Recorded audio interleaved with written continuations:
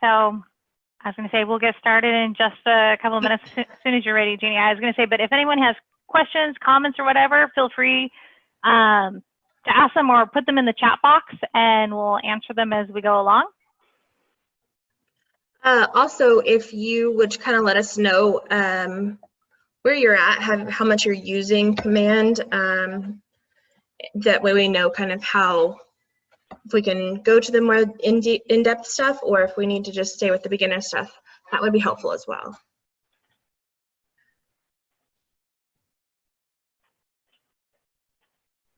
Okay, I am gonna start sharing. All right. Oh, I guess I should probably tell you what our class is today. It's standardizing your transaction. So we're going to kind of go from the beginning and take you through a transaction.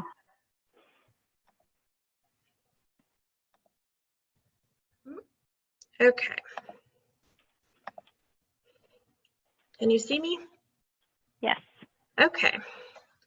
Okay, so just to start, we wanted to kind of touch on kind of the must-haves for a transaction, and having your contacts, having the people that you're starting the transaction with, whether it's a lead or you know, or somebody that's ready to go, that they need to be in as a contact. So they would be here, and you'd just walk through putting them in. You would, let me move you guys out of the way, add a new contact and put all their information in. So that's kind of the first step to all of this. If there's somebody in your database or things like that, then great, they're already in. The other way would be, and I've adjusted our dashboard, so it's probably not where it would be if you haven't, but this is going to be your lead box, and so any leads that come in will be here. And then if you're on a team, you'll have to, you know, adjust the lead pool and things like that to see.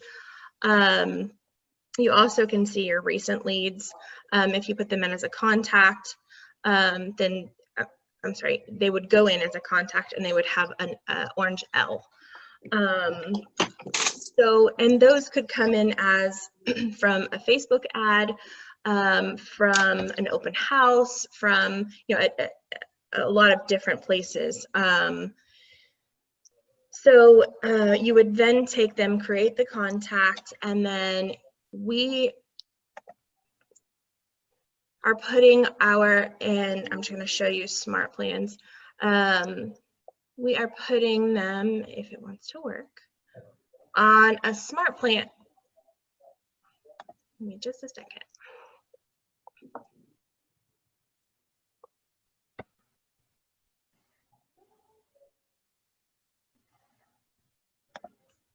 Let me try one more time.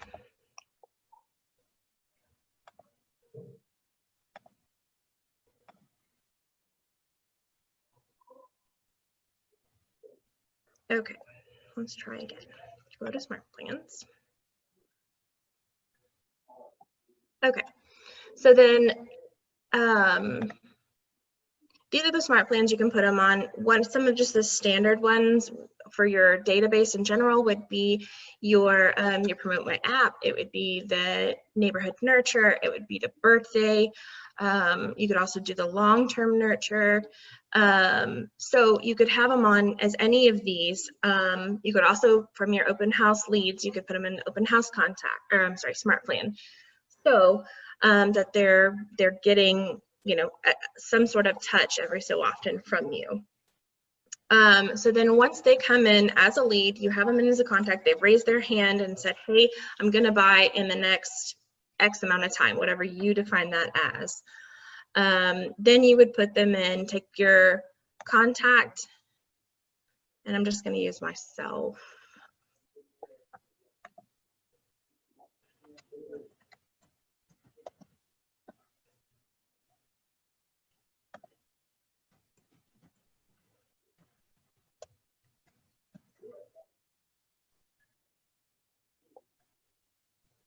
Okay. So then you would go to opportunities. You would go to create an opportunity.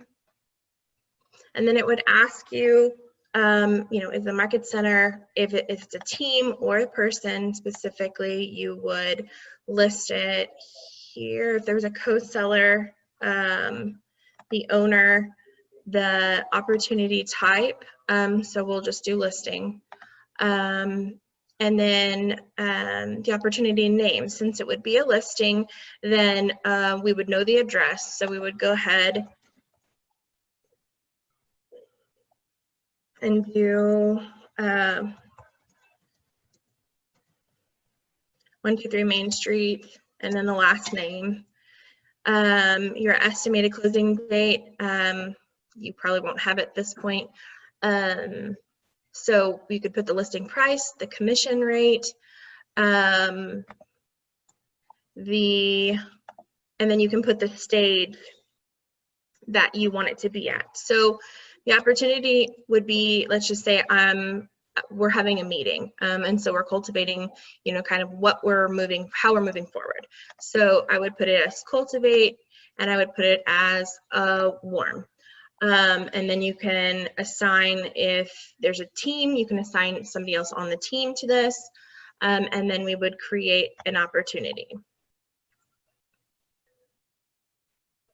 So then we will. So this is once you have your opportunity, you can see that we would go in and it has the information that we put into it right through here. And then since it is a listing, let's just say, let's say what we said we were in billing. So we'll go back. So now we've got an opportunity within the contact, okay? So then if you wanted to go to see the opportunity, all of your opportunity page, so then it's under cultivate right now because we haven't put it as an appointment. So we go to cultivate, and then you can see here, it's right here. So if I knew we had an appointment, we would just go appointment and just drag and drop, okay? Well, maybe. There it goes. Okay, so then go over to appointment, and we're scheduling an appointment, okay? And if it was kept, you would just move it this way. And it would update it throughout the status.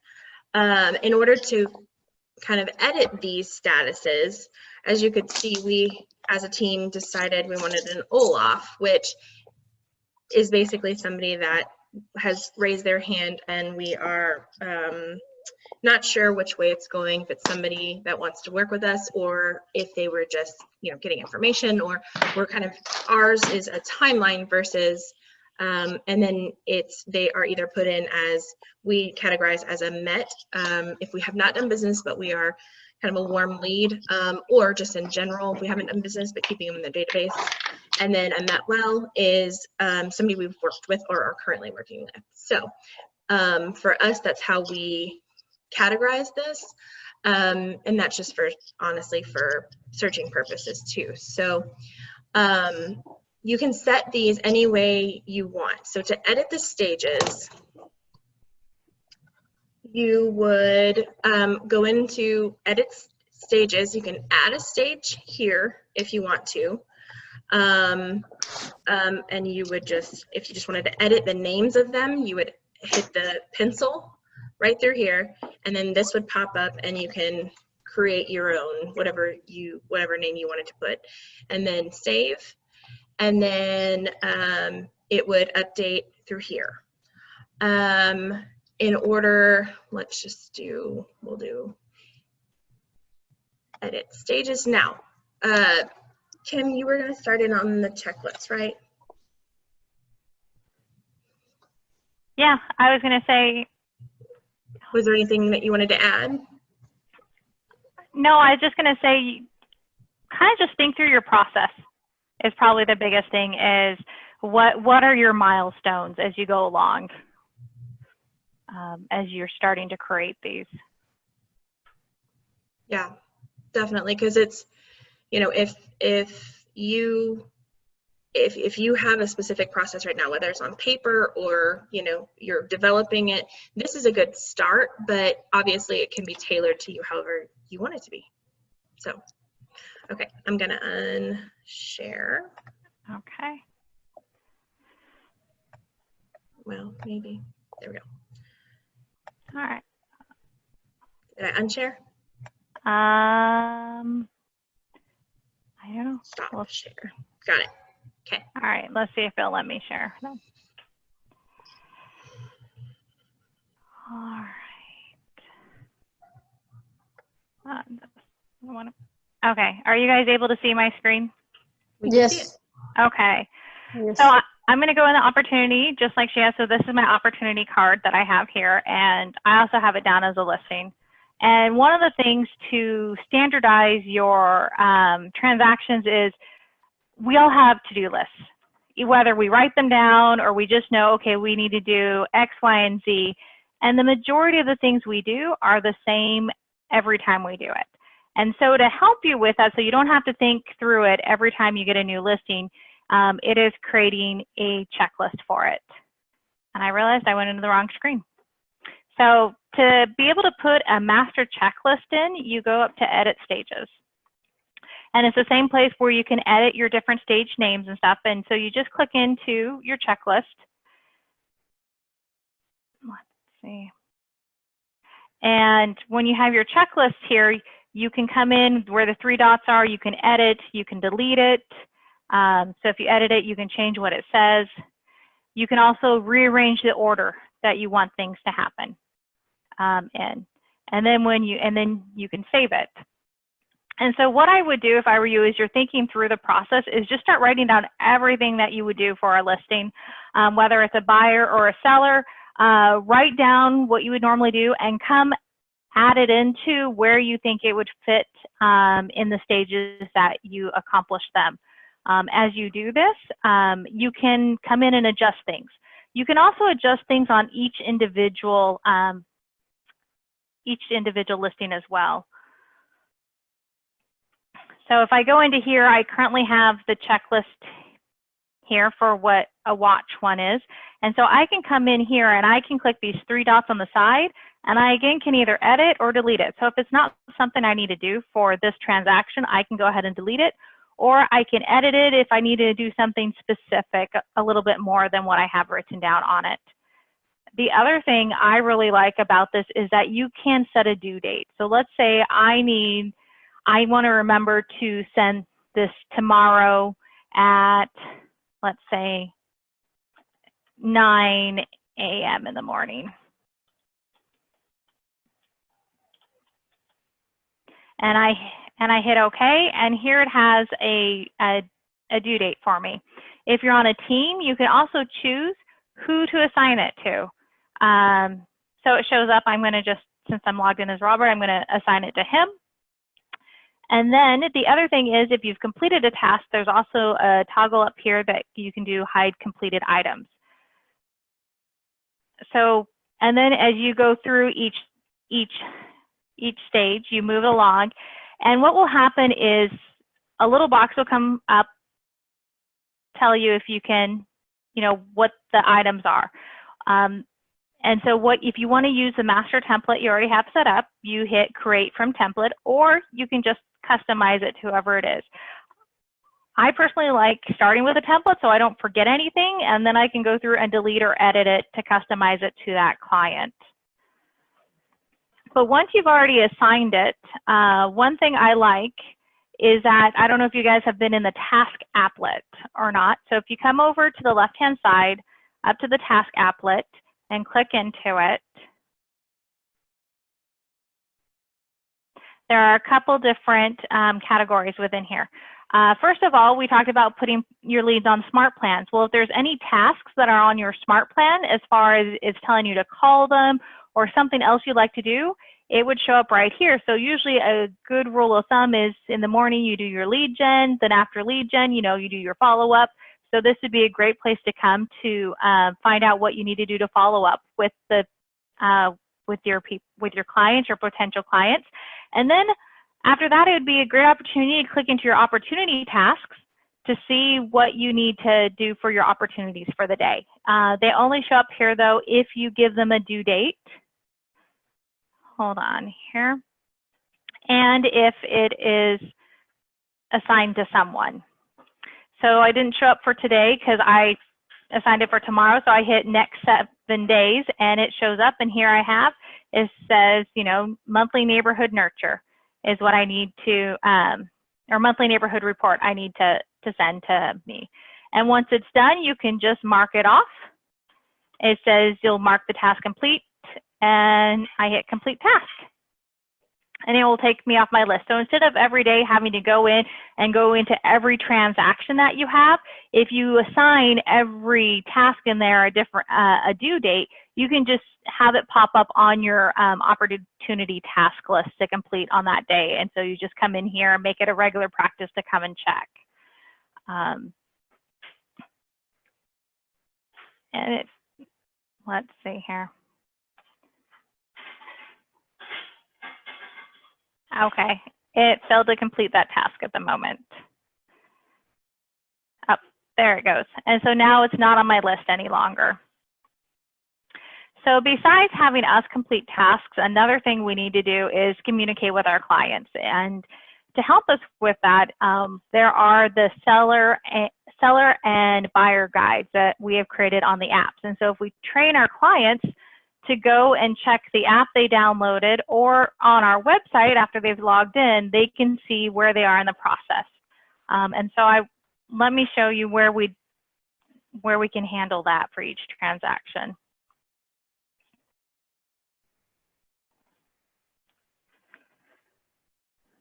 All right, so I'm going to go back into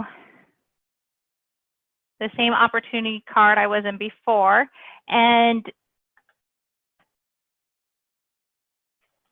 actually, as I'm thinking about it, let me show you a couple different tabs in here.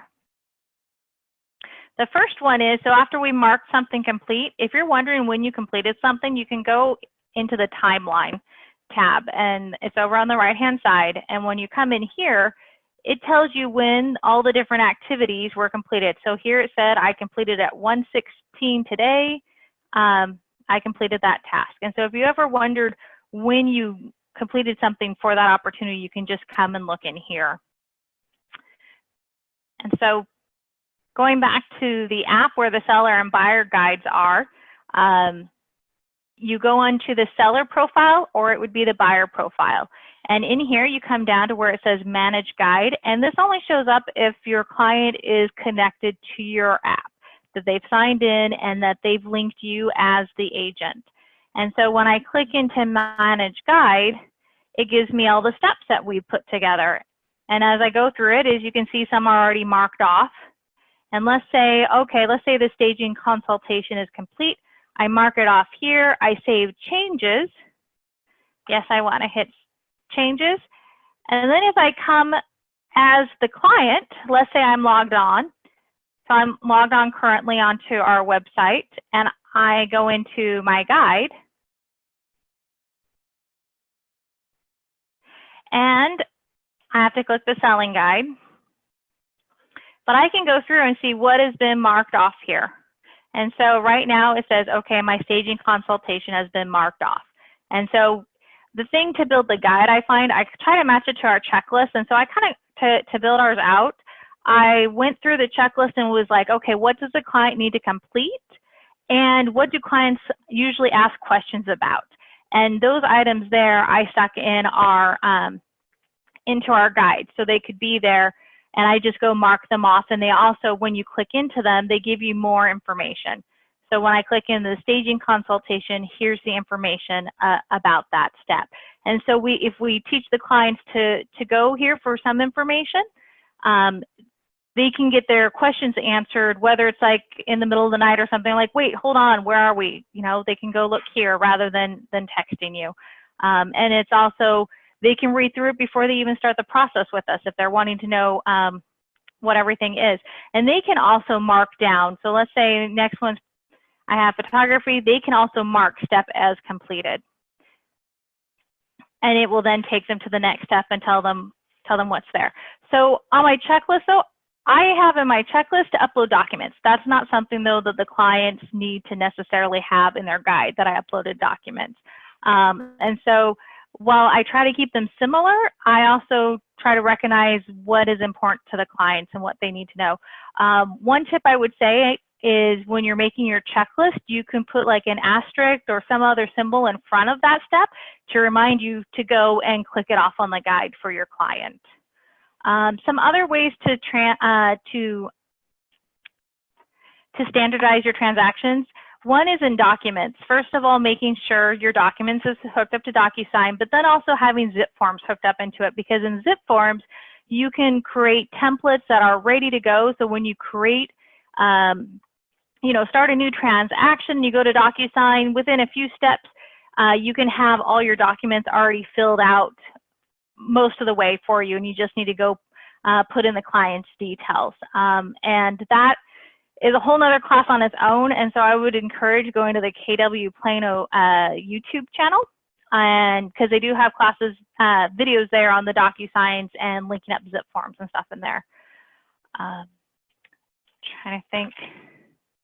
The other thing that you would want to make sure, well, one thing I also do is in my checklist, I actually put in the step to submit paperwork to remind me I need to submit my documents, to submit my commissions, things like that.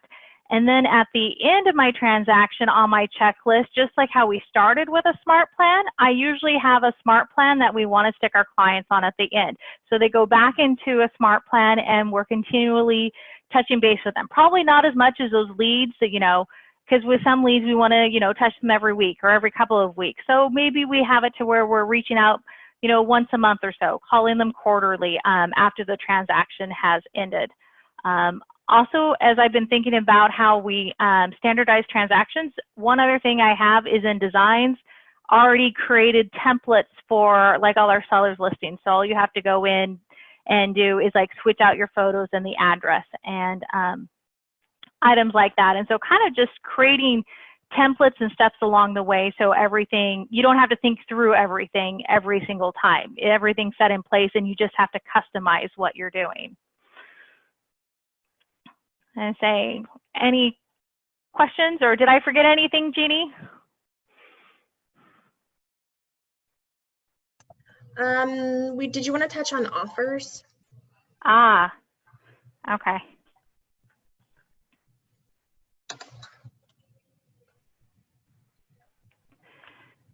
All right. So in the offers page, one thing I would actually really suggest in the offers is making sure that you put every offer in here. So if you have a buyer and they make an offer on 2 or 3 houses, it's really good to put everything in here so you have a record of, the whole process, everything that's happened. So if there's any questions later on, you can come back and look at it. Also, if there's multiple offers on your listings, you want to make sure you have a record of it all in here. And so you just go in and you label it whatever you would like, and you can hit create offer. And you just go through and this is all information in the contracts that you can go through, fill in each step of the way.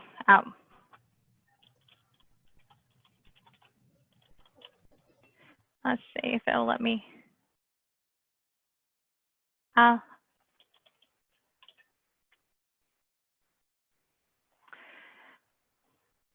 And so you need to make sure you put in a sales price.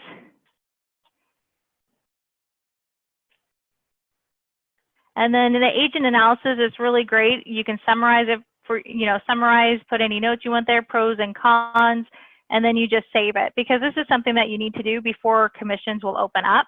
And to actually go into great details on it, there is another YouTube video in the KW Plano videos about compliance and stuff. But once this is accepted, or once it's in here, you can accept or reject it, or you can even come in and you can add negotiations to it, or just edit the offer,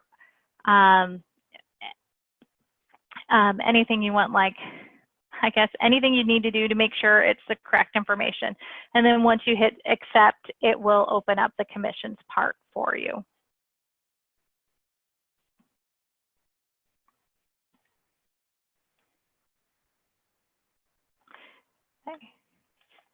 I guess, do we have any questions? I guess, what kind of things do you guys think of when you're talking about standardizing transactions? I guess, did we cover what you guys were thinking, or are there other parts that you guys are wanting to know about?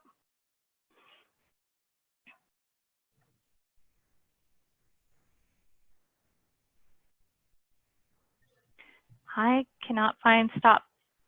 Oh, there it is.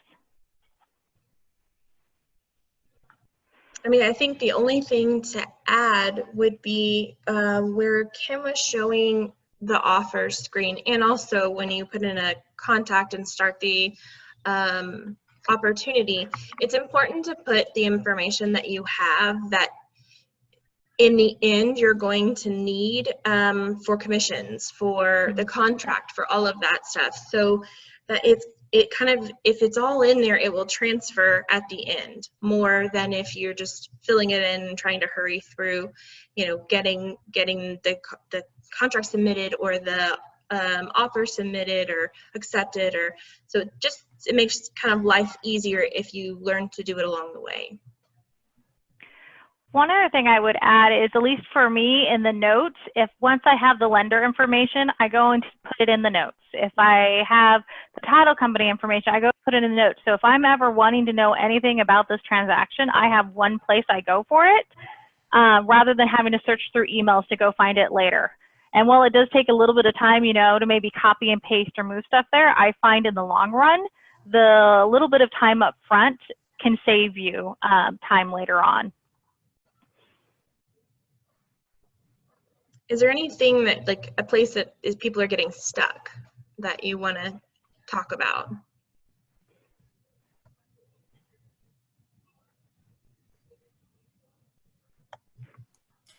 I was just curious, when you're talking about putting, let's say, as you're moving through the process with a prospective customer that you're hoping to turn into a client, and you're keying an address, is there any sort of certain protocol, you know, with caps, instead of drive, just DR for the end of an address or something like that, that would prohibit it transferring from your database into DocuSign?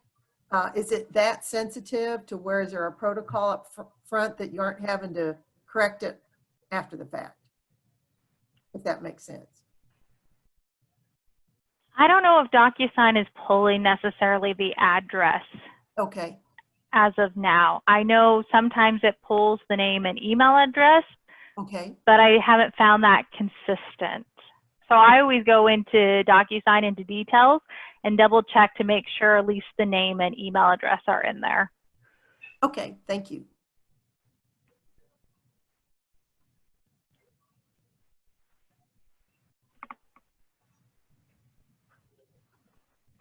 Or do any of you guys have any tips that you guys have found as you're working on transactions that have helped?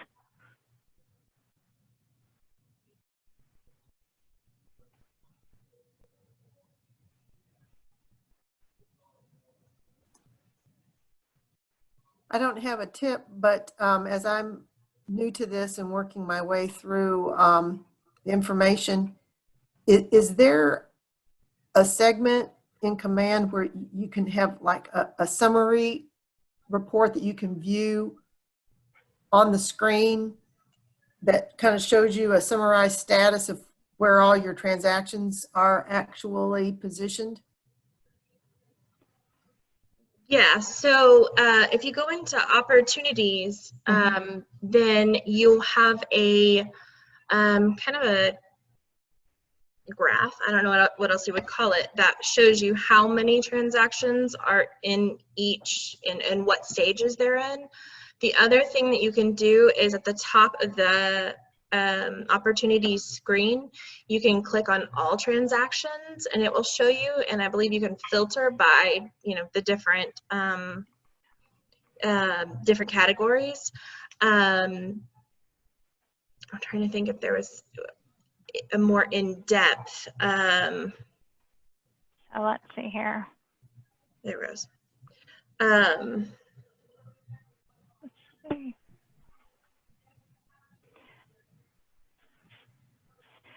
So are you talking about, so like in the sales pipeline, you can see every, once it pops up, how many you have in each phase. Yeah, the phases, and maybe, you know, if you've got some things that are 1 month out, 2 months out, 3 months, it's things of that nature that you can at a glance. Okay, as far as, are you talking about like leads, how far out they are, or That would actually? be a good, that would probably be a good one if you've loaded some things into your contacts and you're supposed to go back out and have a touch. I didn't know if you can kind of have a preview and it's perhaps in a tabular form or a graph like you were describing. So besides seeing what numbers, so like in how we set up our stages within Cultivate is we have 12 plus months, 6 to 12 months, 3 to 6 months. But this is before they sign the paperwork. We have them here, so you can come here and see how many at the top. It'll tell you I have 1 in nurture, 0, Okay. 0. The other thing I was going to say, when you're in opportunities, if you scroll down to the bottom, it does give you a ratio of how many are, you know, listings, buyers, leases, and it kind of shows your activity to kind of how many you're having at different points in time and how many are going to be closing this month. Okay. Now those time frames that you were showing, I think a couple of screens back, 12 months, are those already preset within Command, or are those something that are unique to the agent? They preset these. I don't remember what they had them call, but then you go in and you edit your stages, and so you can go in here and you can edit these as much as you want by coming in and changing it. But you are responsible for moving your person along the way. So if you're not coming in and moving them, you're not going to get accurate information. Okay, so the date doesn't follow. You have to, No. the agent has to go in and touch this. They do. And Okay. but you can set due dates for things by coming into your checklist and assigning set a due date for whatever it is you'd like to send them. And then it shows up on your task list reminding you to do. Or if you put them on a smart plan, the task list will remind you what to do for them. So if you know, oh, in 3 months I need to call them, you can either set it as a you can do it as a checklist item and then just put a date by it so it'll show up on the task list when you're going through trying to see who you need to call. Okay, thank you. Jeannie, were there any other reports that you know with? I actually haven't been in reports very much to see if there's. I have not. I don't know what. I haven't used this, to be honest. Okay. I want to say. Oh, so Okay. here's an opportunities report. I haven't looked at it before, so it says total opportunities, new opportunities, and if you have to fill in the details within each opportunity for them to populate into these fields here. It also tells you, so that was sellers and buyers, but it doesn't tell you necessarily where the very fine details, I guess, just kind of overviews.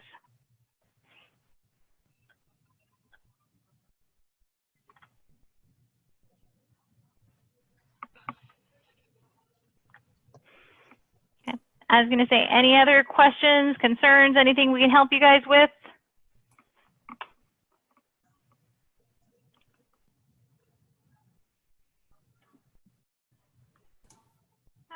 Okay. I was going to say, if not, I guess that's the end of class. Thank you so much. Thank you guys for joining. Yep. Thank you guys.